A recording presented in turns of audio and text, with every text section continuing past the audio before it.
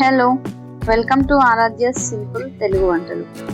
ఈరోజు రుచికరమైన simple and quick recipe cabbage egg curry. తక్కువ టైంలో ఎక్కువ రుచి కావాలనుకునే వారికి బాగా సరిపోతుంది. చపాతీ, రైస్ లేదా జొన్న రొట్టెతో సూపర్ కాంబో. ఇంట్లో సులభంగా చేసుకునే ఈ కర్రీని మీరు కూడా ట్రై చేయండి. దీనికోసం ముందుగా కడాయి పెట్టుకొని సరిపడంత ఆయిల్ పోసుకొని కట్ చేసి పెట్టుకున్న 4 ఆనియన్ని వేసుకోండి. పచ్చిమిర్చి, కరివేపాకు వేసుకొని బాగా కలపండి.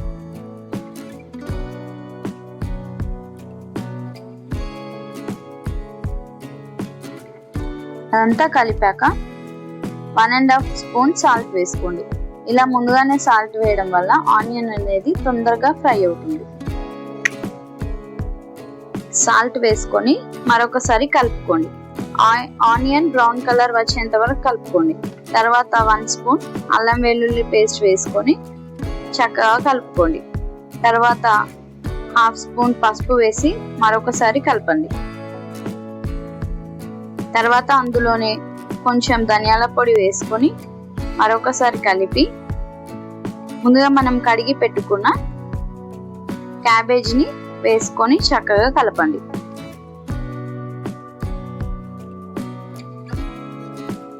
మినిట్స్ మీడియం ఫ్లేమ్లో ఉడకనివ్వండి.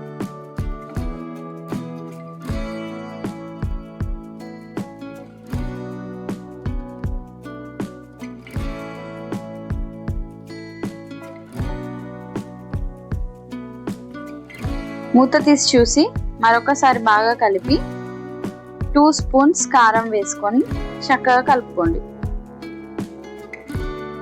మీకు స్పైసీగా కావాలనుకుంటే కారం ఇంకా కొంచెం ఎక్కువ వేసుకోవచ్చు. మరొకసారి మూత పెట్టి ఒక 5 మినిట్స్ మీడియం ఫ్లేమ్లో ఉడకనివ్వండి. ఇలా ఆయిల్ అనేది సపరేట్ అయ్యాక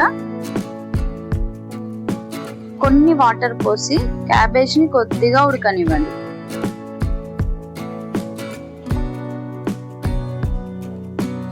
కొన్ని వాటర్ పోయడం వల్ల కర్రీ అనేది అడుగంటకుండా ఉంటుంది.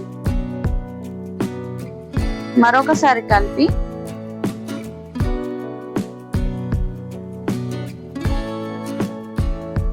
ఎగ్స్ పగలగొట్టుకొని వేసుకోండి.